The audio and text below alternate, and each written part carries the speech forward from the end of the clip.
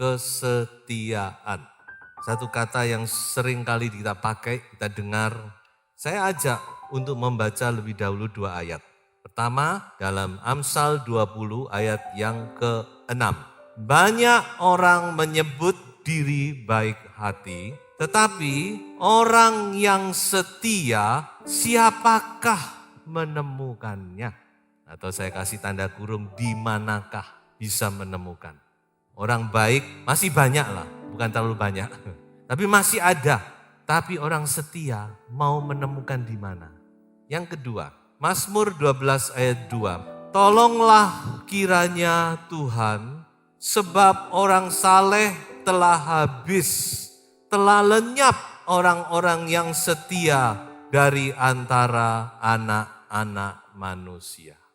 Ini adalah kenyataan. Kita semua tahu, mencari orang yang setia itu tidak gampang. Saudara cari pegawai, mau cari orang yang setia, wangel-wangel. Firman Tuhan juga sudah ngomong dan juga sudah dinubuatkan. Kesetiaan itu sulit dicari dan makin hari makin langka. Apa kesetiaan? Coba kita mau melihat beberapa hal. Saya mulai dengan definisi dari Kamus Bahasa Indonesia. Di Kamus Bahasa Indonesia didefinisikan kesetiaan itu adalah tetap dan teguh hati atau loyal dan taat. Nah itu kesetiaan ya. Dalam bahasa Ibrani dipakai kata emun. Emun itu artinya trustworthy. Kalau diterjemahkan adalah bisa dipercaya. Jadi orang yang setia itu bisa dipercaya, trustworthy. Dalam bahasa Greka dipakai kata pistos. Pistos itu artinya setia, faithful. Nah coba perhatikan kata faithful, kata yang unik. Karena kalau dipecah, faith itu iman, full itu penuh. Jadi faithful itu kalau diterjemahkan hurufiah sebenarnya penuh iman. Tapi kita tahu bahwa faithful itu artinya setia. Jadi rupanya kesetiaan dan iman ini punya kaitan yang sangat erat. Saya percaya orang-orang yang setia dia pasti punya iman yang bagus. Dan sebaliknya, orang yang punya iman dia pasti setia. Ini tidak bisa enggak. Lalu saya berikan beberapa arti yang lain. Yang berikutnya adalah memegang janji. Tuhan itu dikatakan Tuhan yang setia karena Tuhan itu memegang janji. Janjinya itu ya dan amin. Dikatakan sampai beribu-ribu keturunan dia pegang janjinya. Kenapa bangsa Israel masih diselamatkan? Padahal ini bangsa pemberontak. Masih dipulihkan. Kenapa? Karena Tuhan setia. Karena itu janjinya kepada Abraham. Sudah berapa generasi itu. Tapi ditunjukkan Tuhan itu setia, dia megang janji. Orang yang setia, dia memegang janji. Janji pernikahan. Apa saudara masih pegang? Baru berapa tahun, belasan tahun, puluhan tahun, udah ditinggalkan. Tidak setia. Tidak berubah. Itu salah satu arti kata setia. Dan kalau kita membaca di dalam perjanjian lama, ada istilah berubah setia. Berubah setia ini bukan berubah menjadi setia, tidak. Justru kebalikannya, orang yang tadinya setia menjadi tidak setia, maka dipakai kata berubah setia.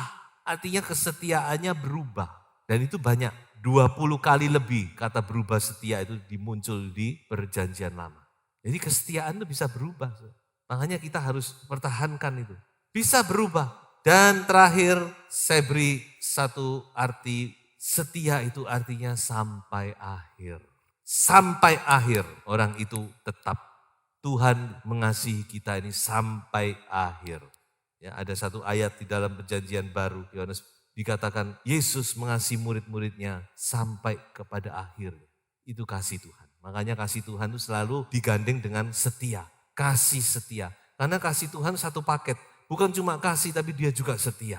Sekarang kita mau melihat satu hal lagi bahwa kesetiaan itu sebenarnya adalah karakter Allah. Jadi kesetiaan itu bukan dari manusia. Manusia tidak punya kesetiaan. Kesetiaan itu adalah punyanya Allah. Itu adalah karakternya Allah. Itu adalah sifatnya Allah. Itu adalah wataknya Allah. Kita cuma diberi.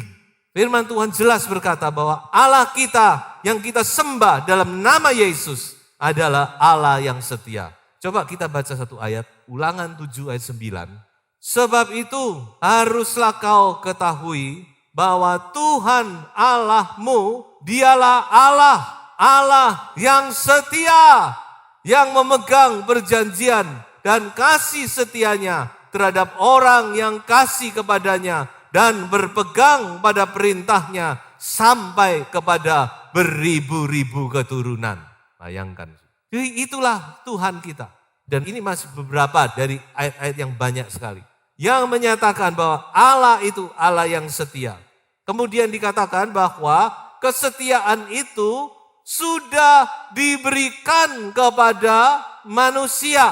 Khususnya adalah anak-anak Tuhan. Jadi kita tidak punya kesetiaan, saudara. Kalau kita punya itu karena Tuhan memberikan kesetiaan kepada kita. Melalui apa? Melalui Roh Kudus. Karena salah satu buah roh ialah kesetiaan. Ada 9, salah satunya adalah kesetiaan. Jadi kita bersyukur, kita yang tidak punya apa-apa ini, kita yang sudah jatuh dalam dosa, kita yang manusia daging ini, oleh Tuhan masih diberi karakter ilahi. Ini karakter ilahi Tuhan berikan kepada kita. Melalui Roh Kudus kita bisa membuahkan kesetiaan. Oleh sebab itu anak-anak Tuhan punya potensi untuk setia. Potensi ada. Saya katakan potensi. Saya kasih gambaran gini. Kalau saudara punya kebun, lalu di kebun saudara nanam pohon kates misalkan. Maka saudara bisa makan kates enggak? Bisa. Kalau pohon itu terus bertumbuh menjadi besar, dia pasti mengeluarkan kates. Tidak mungkin dia keluarkan rambutan. Jadi potensi itu ada. Saudara menanam pohon duren, saudara pasti akan menuai duren. Potensinya ada. Nah demikian juga dalam hidup kita. Saudara. Tuhan bilang aku menaruh rohku dalammu. Jadi Roh Kudus itu diletakkan dalam hati kita. Ditaruh dalam hati kita. Sebab itu dikatakan roh manusia bersama-sama dengan Roh Kudus. Dan Roh Kudus itu salah satu buahnya adalah kesetiaan. Oleh sebab itu anak-anak Tuhan, saudara dan saya, kita punya potensi itu. Tinggal sekarang apakah Anda kembangkan atau tidak. Apa kita izinkan dia bertumbuh, berbuah lebat, atau kita tebang. Itu kan tergantung kita. Nah mari saudara-saudara, kita terus kembangkan ini kesetiaan. Supaya menghasilkan buah-buah untuk kemuliaan Bapa Surgawi. Haleluya. Yang berikutnya, ini berita yang mungkin kurang menyenangkan, tapi ini mau tidak mau kita harus mengerti. Bahwa kesetiaan itu pasti diuji dan harus diuji. Semua di dunia ini harus diuji kok. Saudara minum obat itu diuji dulu. Ketika dianggap itu aman, baru dipasarkan. Saudara menaik mobil saudara ini lewat ujian. Tidak mungkin tiba-tiba dipasarkan, banyak mobil begitu dipasarkan lalu bermasalah dengan remnya ditarik. Handphone aja diuji. Jadi semua di dunia ini harus diuji. Demikian juga kesetiaan itu diuji. Dan ada 3 ujian kesetiaan yang akan membuktikan apakah kesetiaan itu memang kesetiaan. Yang pertama adalah diuji dengan waktu. Ujian waktu. Mari kita baca ayat ini. Demikianlah hendaknya orang memandang kami sebagai hamba-hamba Kristus yang kepadanya dipercayakan rahasia Allah yang akhirnya dituntut dari pelayan-pelayan yang demikian ialah bahwa mereka ternyata dapat dipercayai. Akhirnya terbukti bahwa orang ini memang orang yang setia. Berarti itu ada ujian waktu. Kesetiaan ini diuji dengan waktu. Makanya kita masih belum bisa ngomong sekarang. Saya masih belum bisa ngomong saya ini setia. Nanti akhirnya baru ternyata dapat dipercayai. Atau sebaliknya. Saudara, gak gampang. Jadi kesetiaan itu harus dibuktikan. Diuji dengan waktu. Waktu yang akan membuktikan apakah Anda dan saya orang yang setia atau tidak. Pernikahan diuji dengan waktu. Bagaimana akhirnya? Makanya sudah mari, saya percaya Anda adalah orang-orang yang setia. Minimal kita punya potensi untuk setia. Mari kita nyatakan itu. Kedua, kesetiaan itu diuji dengan kesulitan, kesukaran, kekurangan, keterpurukan, kejatuhan, kemiskinan. Itu juga akan menguji kesetiaan kita. Apakah kita masih setia enggak? Banyak orang percaya ketika mengalami hal-hal ini saudara, mereka mundur. Aduh Tuhan kok begini. Mereka mundur dari Tuhan. Mungkin ada yang sudah ambil ancang-ancang untuk mundur. Ayo ingat, Anda sedang diuji dengan hal-hal ini. Mari tetap setia. Ada satu cerita di dalam 2 Samuel 15. Jadi kejadiannya waktu itu Daud harus meninggalkan istana. Dia dalam keadaan terpuruk karena Absalom anaknya memberontak dan mau menguasai istana, mau membunuh dia. Akhirnya dia mau tidak mau, dia ngalah, dia yang pergi meninggalkan istana. Pada waktu dia pergi ada banyak orang, salah satunya adalah seorang panglima namanya Itai. Itai ini bukan orang Yahudi, bukan orang Israel. Dia dikatakan orang Gad. Itai ini orang Gad, dia punya pasukan. Ketika dia ketemu sama Itai, dia mau meninggalkan istana, dia ngomong, sudah Itai, dah kamu pulang aja ke rumahmu, pulang ke negaramu. Kamu ikut aku sudah tidak ada apa-apa, aku tidak punya apa-apa lagi. Kamu pulang, bawa saudara-saudaramu, aku juga mau meninggalkan tempat ini. Tapi apa yang Itai katakan, ini yang luar biasa. Dia katakan, demi Tuhan yang hidup, di mana Tuanku Raja ada, di situ aku akan ada. Dan baik hidup atau mati, di situ hambamu juga ada. Ini tipikal orang yang setia kepada Tuhan. Tuhan Yesus juga pernah menantang murid-muridnya. Pada saat itu juga banyak orang meninggalkan dia karena kecewa. Lalu Tuhan Yesus juga tanya kepada murid-muridnya, gimana dengan kalian? Apakah kalian mau pergi? Silahkan, tidak apa-apa. Untung waktu itu Petrus ngomong, Tuhan kami enggak mau pergi. Karena hanya Engkaulah jalan kebenaran dan hidup. Engkaulah Tuhan, Engkaulah kebenaran. Engkaulah firman yang benar. Jadi mari saudara ya, tetaplah setia. Tuhan itu Allah yang setia. Kalau kita setia kita tidak akan rugi saudara. Yang ketiga, kesetiaan itu juga diuji dengan yang namanya kemakmuran. Kebalikan dari yang tadi. Berkat, Tuhan angkat tinggi, Tuhan kasih kedudukan, Tuhan kasih fasilitas dan sebagainya. Apakah masih setia enggak? Ya, kalau tadi mungkin dalam keadaan susah, ada anak Tuhan yang begitu juga. Waktu susah, setia berdoa dan sebagainya terus. Tapi waktu sudah mulai ditolong Tuhan, mulai diangkat lagi, dipulihkan lagi, bahkan makin bertambah-tambah melebihi yang sudah-sudah, setiaannya hilang. Usia, dia menjadi raja waktu usia cukup masih muda. Tapi dia mencari Tuhan, dia sungguh-sungguh, dia mengutamakan Tuhan. Dan dikatakan oleh firman Tuhan, Tuhan angkat usia. Dia diberkati, dia menjadi kuat, menjadi kuat, menjadi kuat. Tapi dikatakan setelah ia menjadi kuat, ia menjadi tinggi hati. Sehingga ia melakukan hal yang merusak. Ia berubah setia. Tadinya dia setia, waktu masih bukan apa-apa. Tapi ketika dia sudah menjadi apa-apa, dia berubah setia. Bahkan dia melakukan hal-hal yang tidak seharusnya dia lakukan. Membakar ukupan. Membakar ukupan kok keliru. Membakar ukupan kan baik, itu untuk Tuhan. Nah makanya saudara, banyak hal-hal yang rohani itu tidak bisa dipikir dengan cara manusia bukan. Apa yang keliru? Membakar ukupan kok. Raja membakar ukupan, ini beribadah, berbakti, melayani Tuhan. No, karena Tuhan punya aturan. Itu bukan haknya. Nah ini, dia diurapi sebagai raja, tapi dia tidak diurapi sebagai imam. Nah ini, Saul juga keliru. Dia diurapi sebagai raja, dia tidak diurapi sebagai nabi. Tapi waktu dia panik, dia lakukan membakar korban. Padahal itu tugasnya Nabi Samuel. Makanya kita harus berhati-hati ya. Bukan apa? Supaya ini tadi, tidak sampai kita menyalai. Ini hal-hal yang kudus. Justru kalau Daud, dia memang keliru, dosa, jahat perbuatannya. Tapi dia tidak menyinggung hal-hal yang kudus. Tapi lain dengan Saul, dia menyinggung hal-hal yang sensitif. Hal-hal yang berhubungan dengan kekudusan Tuhan, dengan peraturan Tuhan. Demikian juga dengan usia. Membakar ukupan, tapi bukan haknya. Lalu diperingatkan oleh imam, jangan tinggalkan raja. Ini bukan wewenangmu. Tapi dia marah. Dan saat itu juga dia kena kusta. Dia harus diasingkan. Satu contoh lagi. Nah ini di perjanjian baru, Demas. Demas ini rekan sekerjanya Paulus. Tadinya dia melayani dengan baik. Namanya tercantum dalam beberapa surat Paulus. Tapi di akhir daripada surat Paulus, surat 2 Timotius, ada catatan yang tidak mengenakkan. Dikatakan Demas telah mencintai dunia ini dan meninggalkan aku. Kata meninggalkan di sini dipakai kata desersi.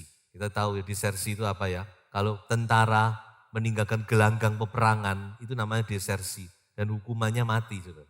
Karena dianggap pengkhianat. He deserted me, kata Rasul Paulus. Sementara yang lain tetap setia. Paulus katakan orang-orang ini setia. Sunsugos, Epafras, semua dipuji setia oleh Paulus. Tapi Demas, catatannya, dia mencintai dunia. Dia lebih cinta kepada dunia. Dan dia meninggalkan Paulus. Dia meninggalkan pelayanan. Biarlah hal ini menjadi contoh ya. Untuk kita ingin pada akhirnya Tuhan berkata, sabaslah engkau hambaku yang baik dan setia. Terimalah kerajaan yang disediakan oleh Bapakmu. Inilah yang menjadi kerinduan kita. Jadi mari kita mau setia sampai akhir. Jangan sampai kita gagal di tengah jalan. Mari kita bangkitkan lagi semangat kita. Apapun keadaan kita. Mungkin kita dalam keadaan di bawah, bahkan di atas. Kita mau tetap setia.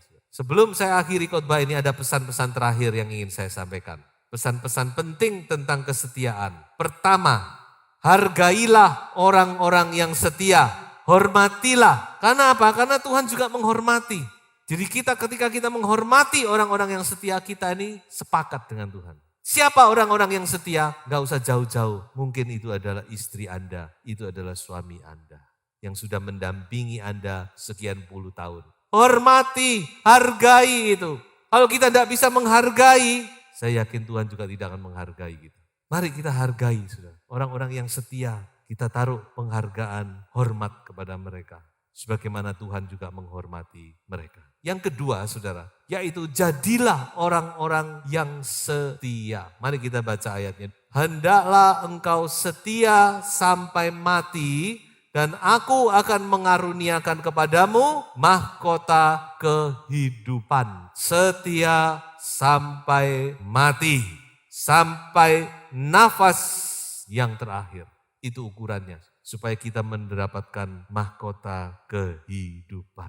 Jadi kita sendiri, kita juga mau menjadi orang-orang yang setia. Yang ketiga, yaitu apa? Percayalah kepada Dia yang setia. Kita baca 2 Timotius 2 ayat 13. Jika kita tidak setia, Dia tetap setia. Karena Dia tidak dapat menyangkal dirinya.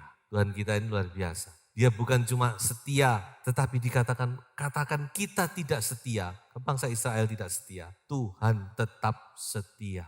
Bayangkan, kita tidak setia ini, Tuhan masih setia. Karena memang itu karakternya, itu adalah sifatnya. Dan dia tidak dapat menyangkal dirinya. Ketika kita tidak setia, Tuhan tetap setia. So itu saudara percayalah kepada kesetiaan Tuhan. Mungkin ada saudara yang saat ini meragukan, Tuhan kenapa begini, kenapa begitu. Tolak semua keraguan itu, kebimbangan itu. Saudara percaya Tuhan itu setia. Dia tidak pernah tidak setia kepada kita. Apapun keadaan saudara dan saya.